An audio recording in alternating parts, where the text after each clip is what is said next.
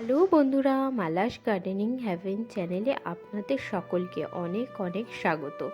কালকের ভিডিওতে দেখিয়েছিলাম শীতের গাছ লাগাবার জন্য আমি বেশ কিছু গ্রো ব্যাগ তৈরি করেছি আর তার মধ্যে তৈরি করা মাটি ভরে রেখেছি। আজকে ওই সকল গ্রো ব্যাগের মধ্যেই চারা বসাবো।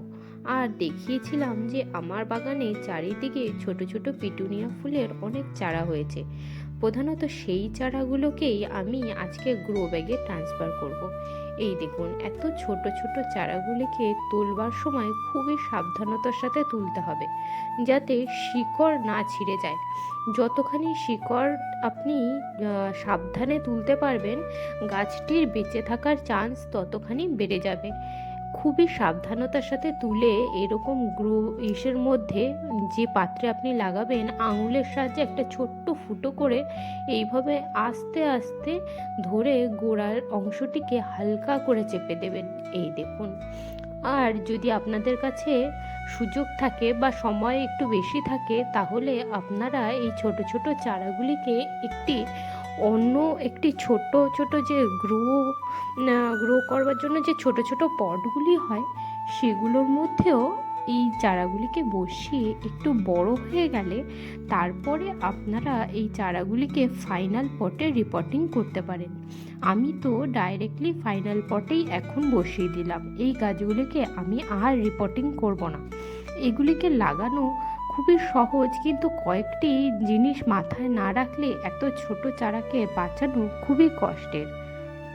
অনেকেই প্রায় সময় বলে যে এই ছোট ছোট চারা তারা বাঁচাতে পারে না, কারণ প্রায় সময় সেই চারাগুলি যখন রিপোর্টিং করে তখন মারা যায়। দেখুন, এর পিছনে কয়েকটি যদি টিপস আপনারা ফলো করতে পারেন, তাহলে এগুলি আর মরবে না। এই দেখুন, আমি এই গাছ চারাগুলিকে ফাইনাল পটে রিপোর্টিং করলাম। আপনারা চাইলে ছোট ছোট পটের মধ্যে বসাতে পারেন। আর তার মধ্যে প্রধানত এই সময় চারা গাছের জলটিকে খুবই বুঝে দিতে হয়। জল দেওয়ার প্রধান পদ্ধতি হলো যে প্রথমে হাত দিয়ে সামান্য সামান্য করে ছিটিয়ে জল দিতে হয়, আর সম্পূর্ণ গোড়া শুকিয়ে না যাওয়ার আগে জল দেওয়া যাবে না। গোড়া যখন পুরোপুরি শুকিয়ে যাবে, তখন আবার হাত থেকে ছিটিয়ে ছিটিয়ে জল দিতে হবে, যতদিন না গাছটা পুরোপুরি বড় হয়ে যাচ্ছে। এই দেখুন, আমি এইখানে আরেকটি চারা বসিয়ে নিলাম। প্রধানত এই সময় যদি জল আপনারা একটু বেশি দিয়ে ফেলেন, তাতেই হয়ে যায় শিকড় পচে যায়, আর নয়তো পাতা হলুদ হয়ে মরে যায়। বেশি বড় পটে একবারে লাগিয়ে দেওয়ার অনেক সুবিধাও আছে। সুবিধা বলতে অনেকেই বলেন যে ছোট পটে যদি তারা রিপোর্টিং করে, তারপরে ফাইনাল পটে পটিং করবার সময় তাদের চারা মরে যায়। কারণ হচ্ছে, ছোট পট থেকে তুলে যখন ফাইনাল পটে বসায়, তখনই শিকড়ের বেশ খানিকটা ক্ষতি হয়ে যায়। তারপরে বসাবার পরে অনেকখানি পরিমাণে জল দিয়ে দিলে অতি জলের কারণে গোড়া পচে গিয়ে গাছ মরে যায়। যে কোনো ছোট চারা এইভাবে যদি আপনার বলা পদ্ধতি অনুযায়ী আপনারা যদি বসান, তাহলে দেখবেন চারা মরবে না। প্রত্যেকটা চারা থেকেই বেশ বড় হবে গাছ, আর সেখান থেকে ফুলও পাবেন, আর খুব সুন্দরই ফুল হবে। এই দেখুন, এইভাবে আমি এই সমস্ত চারাগুলোকে বসিয়ে নেব। এগুলি সবই হলো দেশি ভ্যারাইটির পিটুনিয়ার চারা। এই গাছগুলিকে লাগাবার পরে সাধারণত শেডে রাখলে খুবই ভালো হয়। আর সবথেকে বড় বিষয় হচ্ছে, এই সময় আরেকটি বড় সমস্যা যেটা দেখা যায়, যে ছোট ছোট পোকা, কখনো মাটির মধ্যে থাকা শামুক, এমনকি পাখি এসেও এর পাতা খেয়ে চলে যায়। যদি কোনোভাবে এই চারা থেকে 2-3টে পাতা খেয়ে চলে যায়, তাহলে আর এই চারাকে বাঁচানো সম্ভব হবে না। সুতরাং আপনারা যদি আপনাদের বাড়িতেও যদি এই ধরনের সমস্যা থাকে, তাহলে ঠিক সন্ধ্যার পরে আপনারা কোনো কিছুর সাহায্যে, ছোট বাটি বা ছোট যা কিছু গ্লাসের সাহায্যে এই চারাগুলিকে ঢেকে রাখবেন, যাতে পাখি বা কোনো পোকা এসে এর পাতাকে খেয়ে যেতে না পারে। আর এর উপরে একটুখানি ফাঙ্গিসাইড মিশানো জল একটুখানি স্প্রে করে দিতে পারেন। এই দেখুন, আমি প্রথমে চারাগুলিকে এইভাবে গ্রো যে এসে আছে লাড্ডুর প্যাকেট, তার মধ্যেই কোকোপিট আর মাটির সামান্য মিশ্রণের মধ্যে ছোট ছোট চারাগুলিকে বসিয়েছিলাম। যেহেতু শীত এবার আসতে অনেক দেরি হয়েছে, সুতরাং আমার চারাগুলি এখনও অনেক ছোট রয়েছে। আমি তো পিটুনিয়ার দানা ছড়াই না, এগুলি প্রত্যেক বছর আমার এই মাটির মধ্যে নিজে থেকেই হয়। হাইব্রিড ভ্যারাইটির পিটুনিয়া যারা আপনারা করেন তারা জানবেন, ওই হাইব্রিড ভ্যারাইটির পিটুনিয়া থেকে চারা কোনোদিনও বের হয় না, কিন্তু এটি হচ্ছে দেশি ভ্যারাইটির পিটুনিয়া। এদিকে দেখুন, এই বাটিটার মধ্যে বেশ কয়েকটি টমেটোর চারা হয়েছে। এগুলিকে আমি তো বাড়িতে নিয়ে আসা যে টমেটো রান্নার জন্য, তারই কয়েকটা স্লাইস কেটে বাটির মধ্যে দিয়ে তার উপর থেকে কোকোপিট দিয়ে চাপা দিয়ে দিয়েছিলাম। আর এতগুলি দানা বেরিয়েছে যে এই চারাগুলি বড় আর হতে পারছে না। সাধারণত কোনো চারাকে একটি গ্রো ব্যাগে বসাবার জন্য 4টে পাতা আসা পর্যন্ত অপেক্ষা করা প্রয়োজন। যখন একটি দানা থেকে চারা বেরোয়, আর এই যে প্রথম 2টি পাতা, এরপরে আরও 2টি, আর তারপরে আরও 2টি, সর্বমোট 6টি পাতা যখন হয়, তখন তাকে রিপোর্টিং করতে হয়। তার আগে রিপোর্টিং করলে প্রায় সময় চারা মরে যাওয়ার চান্স থাকে।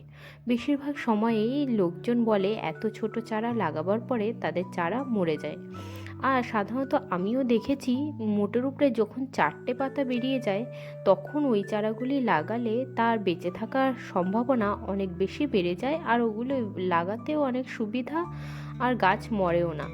কিন্তু আমার এখানে দানাগুলি থেকে এত পরিমাণে চারা বেরোচ্ছে, বেশ অনেক দিন ধরেই দেখছি ভিতর থেকে আর পাতা বেরোচ্ছে না। আর কি, দানা থেকে প্রচুর পরিমাণে চারা যেহেতু এক জায়গায় হয়ে গেছে, সুতরাং এরা কেউই বাড়তে পারছে না।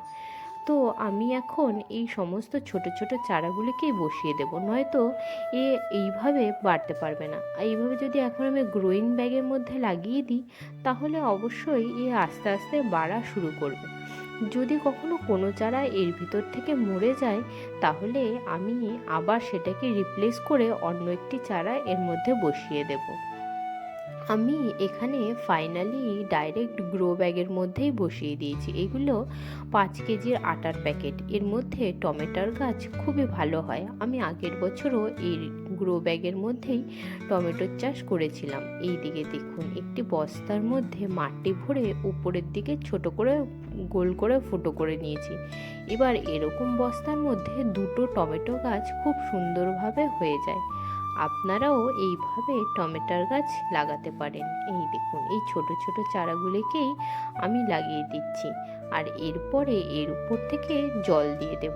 জল দেওয়াটা সব থেকে জরুরি বিষয় এই সময়। যদি জল একটু বেশি পড়ে যায়, তাহলে 2টি জিনিস হতে পারে। এক হচ্ছে, পাতা পুরো সম্পূর্ণ হলুদ হয়ে ঝরে গিয়ে গাছটি মরে যেতে পারে, আর নয়তো শিকড় পচে যেয়ে বা কাণ্ডের কিছুটা অংশ পচে গিয়ে গাছ মরে যেতে পারে। সুতরাং এই ছোট অবস্থায় জল এইভাবে হাতে করে এই গাছটির সাইড দিয়ে এই 2বার করে হাতের মধ্যে যেটুকু জল ওঠে ওইটুকুনি জলই দেবেন। আর তারপরে আবার জল দেবেন যখন গাছটি পুরো সবুজ, মাটি, ওপরের মাটি সম্পূর্ণ যখন শুকিয়ে যাবে, তখন আবার হাত দিয়ে এরকম 2বার করে জল দিয়ে ভিজিয়ে দেবেন। আর জল সম্পূর্ণ একবারে ঢেলে দেবেন না, তাতে গাছের মরে যাওয়ার চান্স থাকে। এইভাবে যদি আপনারা জল দেন, তাহলে দেখবেন গাছের বেঁচে থাকার চান্স অনেকখানি বেড়ে যাবে। বন্ধুরা, ভিডিওটি যদি ভালো লাগে তবে লাইক, শেয়ার, সাবস্ক্রাইব করে আমার পাশে থাকবেন।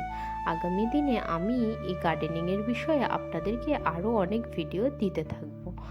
আর যদি গার্ডেনিংয়ের বিষয়ে আরও কোনো আপনাদের প্রশ্ন থাকে, তবে নির্দ্বিধায় জিজ্ঞাসা করতে পারেন। আমি আমার যথাসাধ্য উত্তর দেওয়ার চেষ্টা করব। তবে আজকের মতন এটুকুই বন্ধুরা, দেখা হচ্ছে আবার কাল একটি অন্য ব্লগে। আজকের মতন টাটা বন্ধুরা।